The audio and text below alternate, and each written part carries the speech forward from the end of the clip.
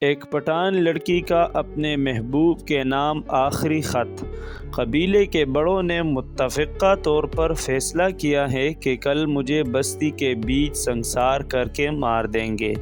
جب تک یہ خط تمہیں موصول ہوگا تب تک میں قتل کی جا چکی ہوں گی۔ زیان، کتنے خوابوں کا سفر کر کے میں تم تک پہنچی تھی۔ تمہارے پاؤں میں بھی تو چالے تھے، لیکن جب تمہارے ہاتھ میرے ہاتھوں میں ملے تو لگا کہ سانس کی بھی شکل ہوتی ہے، درد کا بھی گر ہوتا ہے۔ زیان، مرنا کوئی خاص بات نہیں کہ ہر کوئی مرتا ہے، لیکن مرنے سے پہلے کون جینے کی سازش کرتا ہے یہ بات معنی رکھتی ہے۔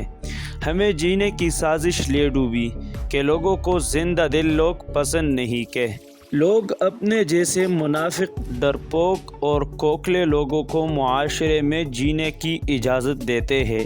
میرا جرم یہ ہے کہ میں عورت ہوں، تمہارا یہ کہ تم مرد ہو کر محبت کرتے ہو۔ زیان، رات کا آخری پہر بے چراغ جل رہا ہے، وقت تیزی کے ساتھ گزر رہا ہے۔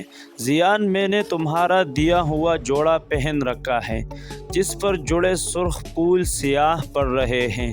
زیان، میرے مرنے کے بعد رونا نہیں کہ رونا کمزور لوگوں کی نشانی ہے، تم تو مضبوط ہو، میرا غرور ہو۔ زیان، اگر تم زندہ رہے تو لوگوں کو محبت کا درس دینا، انہیں بتانا محبت کے پاؤ نہیں ہوتے لیکن یہ چلنا سکھاتی ہے۔ وقت محبت کرنے والوں کے بیچ خلل نہیں ڈالتا۔ موسم اس کوشش میں مصروف رہتے ہیں کہ محبت کرنے والوں کی خاطر اپنی ہوا نچھاور کریں۔ پھول خوشی کے مارے سرخ ہو جاتے ہیں، رستے استقبال کے لیے پتے بچھاتے ہیں۔ زیان، دیکھنا نفرت اس دنیا کو لے ڈوبے گی، مگر دنیا میں آخری بچنے والا شخص محبت کی داستان سنا رہا ہوگا۔ میں تم سے بچڑ نہیں رہی کہ محبت کرنے والے کبھی نہیں بچڑتے۔ میں تمہارا انتظار کروں گی، اپنا دھیان رکھنا۔ سیاہ جوڑا تم پر جچتا ہے، وہی پہنا کرنا، اور ہاں، یہ دیوانگی کم کر لو کہ شاعری تمہارے بس کا روگ نہیں۔ رات ختم ہونے والی ہے، دن نکلے گا اور محبت کی روشنی 400 پھیل جائے گی۔ میں تم سے بہت پیار کرتا ہوں۔